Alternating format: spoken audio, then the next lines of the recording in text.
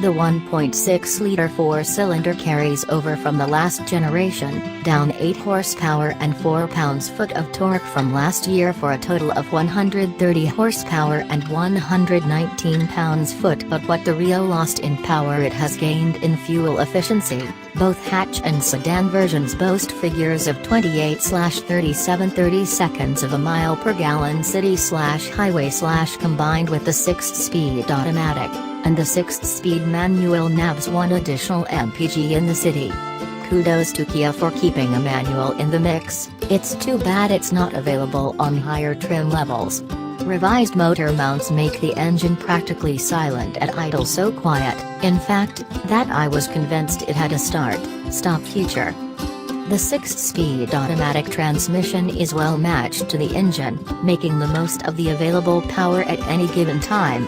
It's quick to kick down a gear on even the slightest inclines, and a prod of the throttle will even spur a second downshift, though the result is mostly angry buzzing and not forward thrust. If you're really looking to row your own gears, go for the base LX model, which offers up a standard 6-speed manual transmission. Going that route, however, means you'll have to roll down your own windows, and the top-level X's rear discs are swapped out for drums. Those brakes on the X have an eager early bite, which remain progressive the entire length of travel.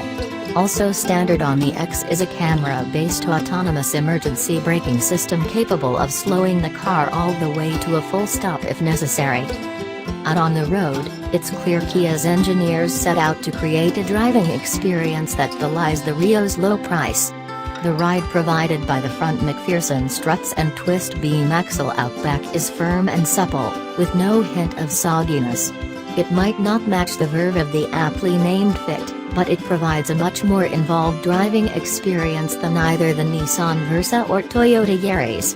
Nicely damped transitions give it a secure feeling on the rain-soaked roads outside Baltimore.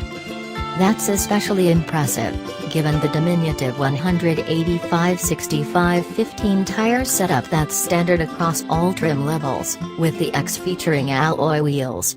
Larger 17-inch wheels are offered in Europe, but they're not currently planned for the US. Given the quality of some of the streets here, that might not be such a bad thing. As far as entertainment goes, L, X and S models feature MP3 and satellite capability, playing through 4 speakers, all controlled through a 5.0-inch display. The X kicks it up to a 7.0-inch touchscreen featuring Kia's Evo 3 infotainment system, which adds Apple CarPlay and Android Auto, as well as a pair of tweeters in the dash. There's also an upgraded 3.5-inch display tucked into the instrument panel, which will remind your rambunctious kids that it's time to come home.